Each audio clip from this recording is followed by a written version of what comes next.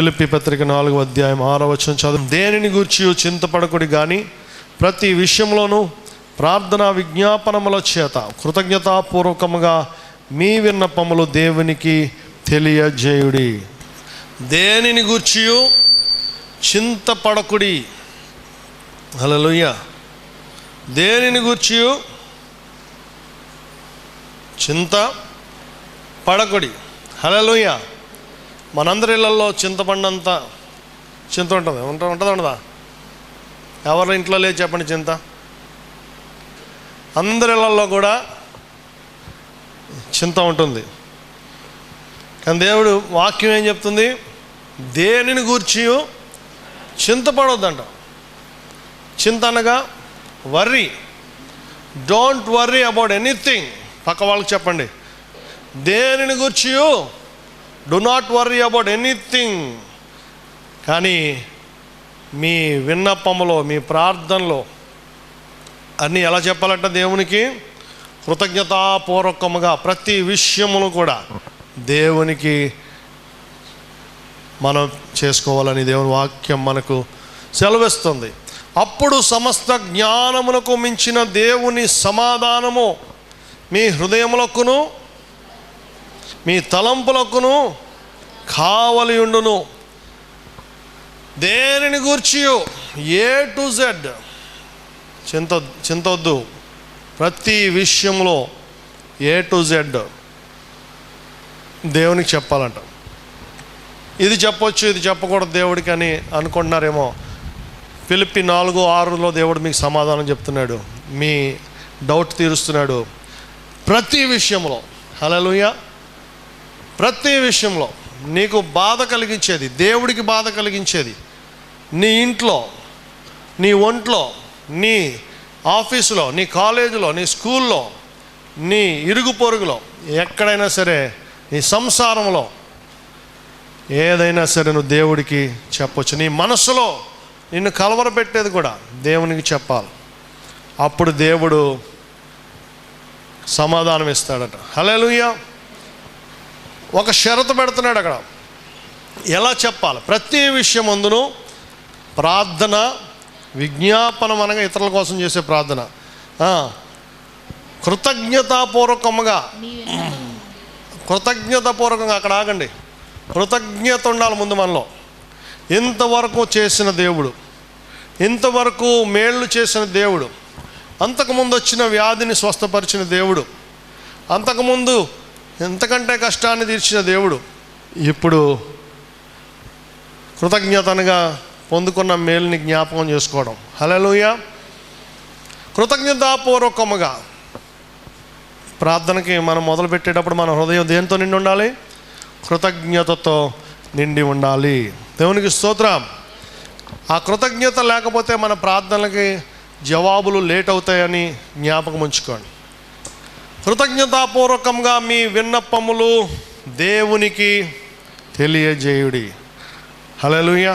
అప్పుడు సమస్త జ్ఞానమునకు మించిన దేవుని సమాధానము మీ హృదయములకును మీ తలంపులకును. దేవుని స్తోత్రం. చాలామందికి సమాధానం లేదు, నెమ్మది లేదు, విశ్రాంతి లేదు. దేవుడు అంటున్నాడు, ప్రయాసపడి భారం మోసుకొంచున్న సమస్త జనులారా నా యుద్ధకు రండి. మత్తయి సువార్త 11:28. నేను మీకు ఏమిస్తానంటున్నాడు? విశ్రాంతిని ఇస్తానంటున్నాడు. మీ ఆయాసం తీసేస్తానంటున్నాడు. నిద్ర పట్టగా బాధపడుతున్నారేమో, మీకు నెమ్మదిని ఇస్తా, సుఖ నిద్రని ఇస్తానంటున్నాడు. హల్లెలూయా. యెషయా 26:2 ఏమంటున్నాడు? ఎవని మనస్సు నీ మీద ఆనుకునునో వారిని పూర్ణ శాంతి గలవానిగా నీకు శాంతిని ఇస్తానంటున్నాడు. అంతకంటే ఏం కావాలి నీకు? కోట్ల రూపాయలున్నా శాంతి లేకపోతే అంతే. హల్లెలూయా. మొన్న ఒక ఆయన కోట్లు సంపాదించాడు, సినిమా హీరో సుశాంత్ సింగ్ రాజ్పుట్. ఏమైపోయాడు? ఆయన ఉండే అపార్ట్మెంట్ అద్దె ఎంత తెలుసా? 4.5 లక్షలంట నెలకి.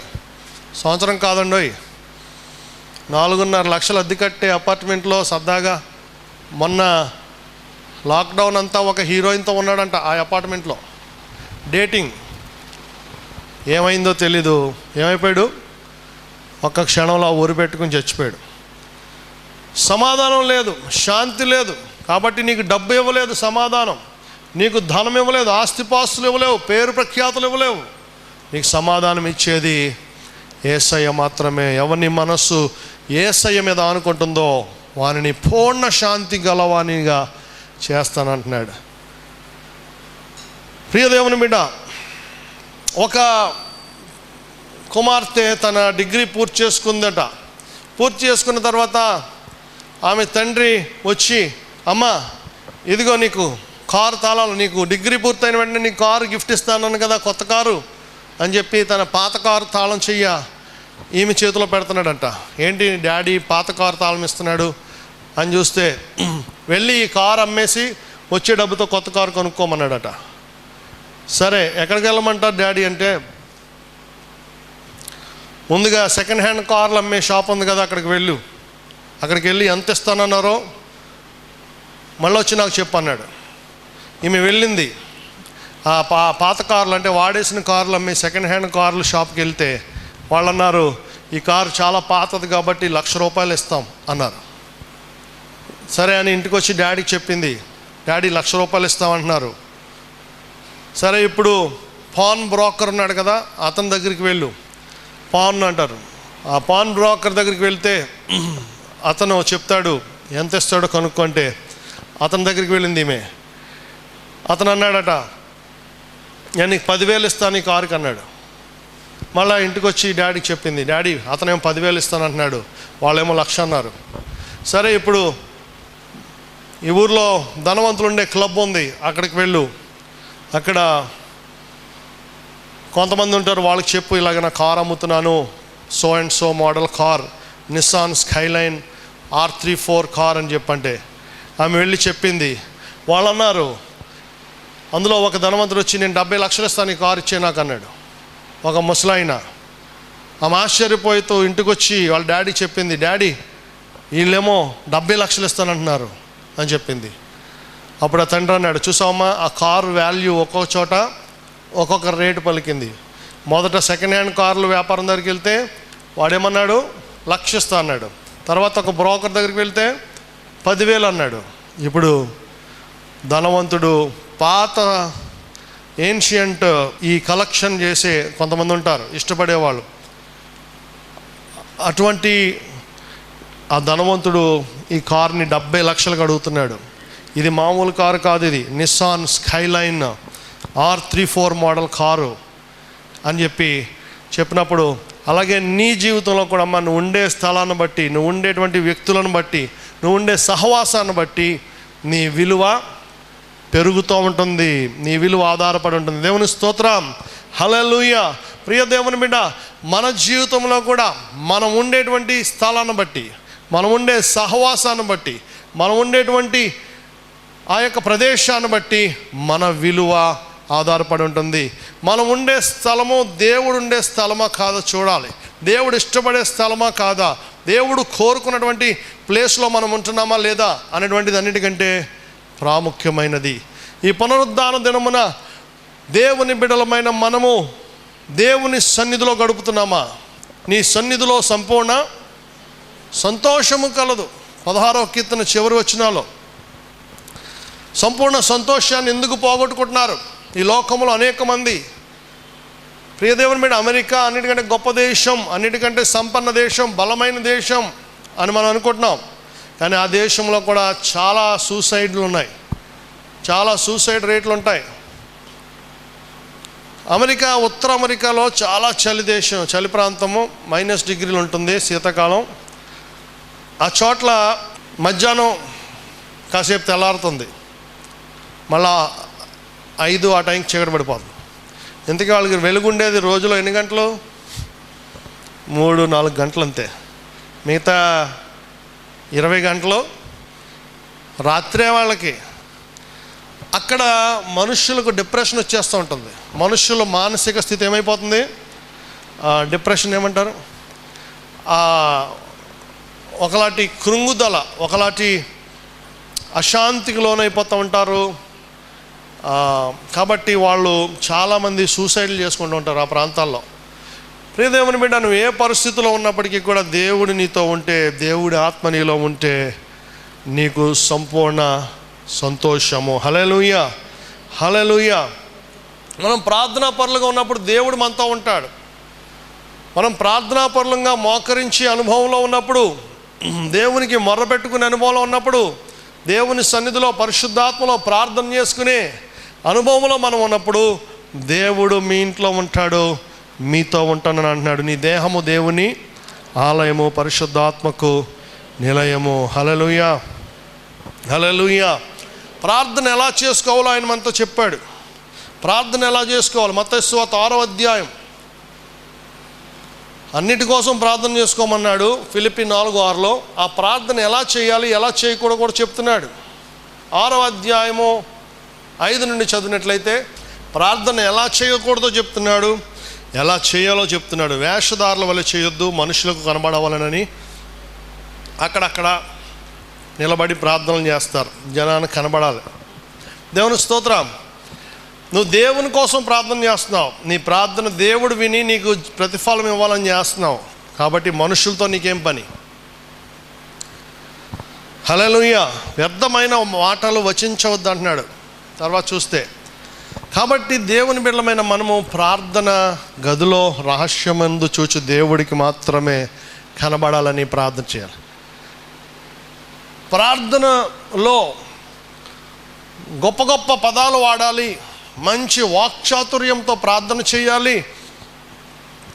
పలానా మేషక్ గారు నన్ను మెచ్చుకోవాలి, సీనియర్ పలానా నారాయణమ్మ గారు నన్ను మెచ్చుకోవాలి, అలాగే ఎంతో కాలం నుంచి మందిరానికి వస్తున్నటువంటి కటాక్షమ్మ గారు నన్ను మెచ్చుకోవాలి, రూతమ్మ గారు మెచ్చుకోవాలి.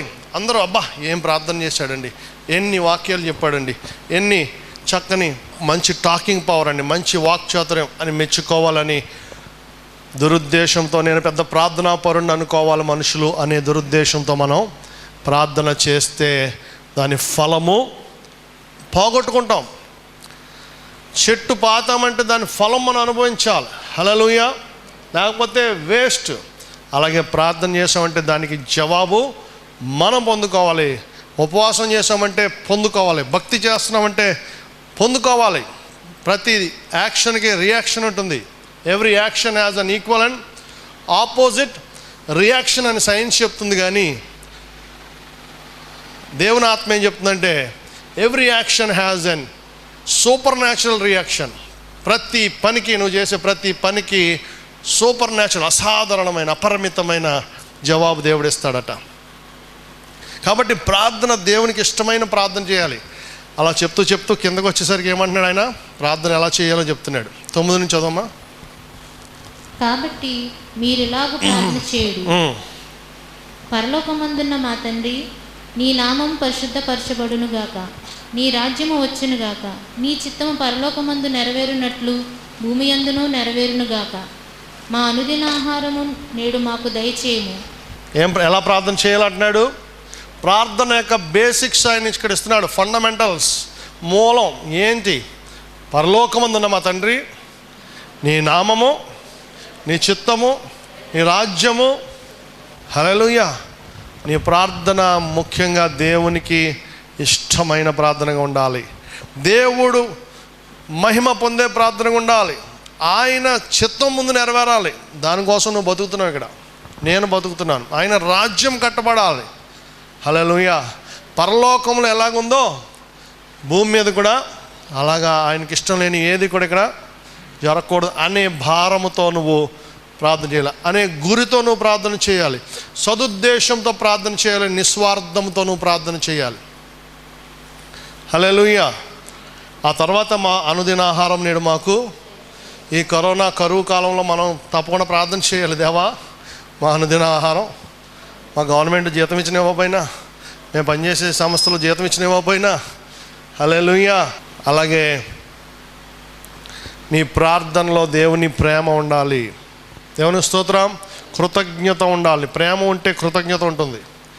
రోమా 5:5లో చెప్తుంది, దేవుని ప్రేమ పరిశుద్ధాత్మ ద్వారా మన హృదయములలో కృమ్మరింపబడుచున్నది. ప్రియ దేవుని బిడ్డ, ప్రతి విషయంలోనూ ప్రార్థన చేయండి. కానీ ఎక్కడ చేయాలనేది చాలా ప్రాముఖ్యమైనది. దేవుని స్తోత్రం. ఎక్కడ చేయాలి? మనుష్యులను మెప్పించే ప్రార్థనలు నువ్వు మానుకుంటే నీకు త్వరగా ప్రతిఫలం వస్తుందని ఆయన చెప్తున్నాడు. ప్రతి విషయం దేనికి సిగ్గుపడద్దు, దేవుని సన్నిధిలో అన్నీ చెప్పుకోవచ్చు. దేవుని స్తోత్రం. నేను చాలా విషయాలు మర్చిపోతూ ఉంటాను, దేవుణ్ణి అడుగుతాను. కొన్నిసార్లు ఏదైనా ఇంపార్టెంట్ పని వెళ్తున్నప్పుడు, దేవా నేను వెళ్ళే పని, నేను మాట్లాడాల్సిన మాటలు ఏది మర్చిపోకుండా నేను వెళ్ళే చాలా పెద్ద మనుషుల దగ్గరికి మీరు నా కృప చూపండి అని నేను అడిగి వెళ్తాను. దేవుడు నిజంగా అద్భుతంగా నేను అనుకున్న దానికంటే బాగా మాట్లాడిస్తూ ఉంటాడు కొన్ని చోట్ల. హల్లెలూయా. ఏది చెప్పడానికి మనం సిగ్గుపడకూడదు, దేవుడి దగ్గర నామోషి పడకూడదు. హల్లెలూయా. కాబట్టి దేవుని సన్నిధిలో ఉండడం అనేది అన్నిటికంటే ప్రాముఖ్యమైనది. నీవు చేసే ప్రార్థన దేవునికి ఇష్టమైనది ఉండాలి ముందు, అప్పుడు దేవుడు అద్భుతాలు నీ జీవితంలో చేస్తాడు. సొలొమోను మహారాజు దేవుడి సన్నిధిలో రాజు అయిన కొత్తలో గిబియోన్ అనే ఉన్నత స్థలానికి వెళ్ళి అక్కడ 1000 దహన బలులు అర్పించాడు. గిబియోన్ అనే ఉన్నత స్థలానికి వెళ్ళాడు. మొదటి రాజుల గ్రంథం 4వ అధ్యాయంలో మనం చూడగలం. 1000 దహన బలులు. హల్లెలూయా. ఈ చిలకను చూస్తే నాకు ఎంత సంతోషంగా ఉంటుంది తెలుసా? ఎందుకంటే 84వ కీర్తనలో అనుకుంటా దావీదు అంటాడు, నీ బలిపీఠమునొద్ద పిచ్చుకలకు నివాసము దొరికిన అంటాడు. హల్లెలూయా. మరి అది మన మందిరంలో దేవుడు నెరవేరుస్తున్నాడు. దేవుని స్తోత్రం. లేకపోతే మామూలుగా పీకేద్దాం అనుకున్నాం, కానీ నాకు వాక్యం గుర్తొచ్చి ఉంచాను. దేవుని స్తోత్రం. హల్లెలూయా. ఎక్కడున్నాం?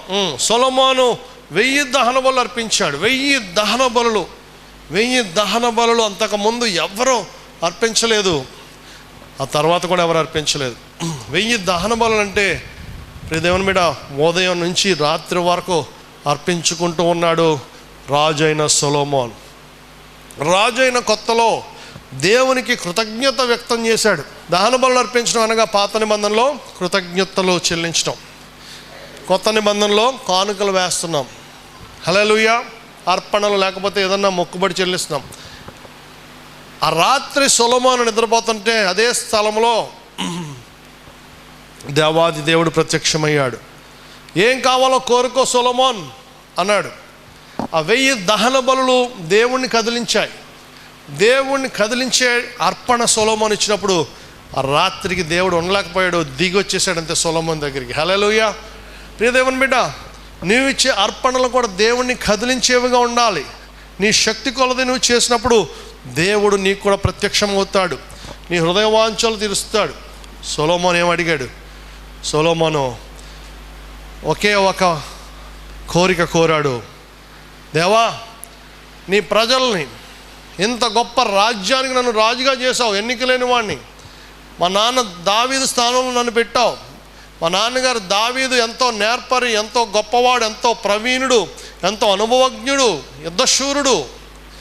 ఆయన స్థానంలో ఎన్నిక లేని వాడిని నన్ను పెట్టావు. మరి ఈ ప్రజలను పరిపాలించడానికి తగిన వివేకము గల హృదయము నాకు జ్ఞానము దయచేయని అడిగాడు. నువ్విచ్చిన ప్రజల్ని పరిపాలించడం ఎలాగో నాకు నేర్పించమన్నాడు అంతే. దేవునికి స్తోత్రం.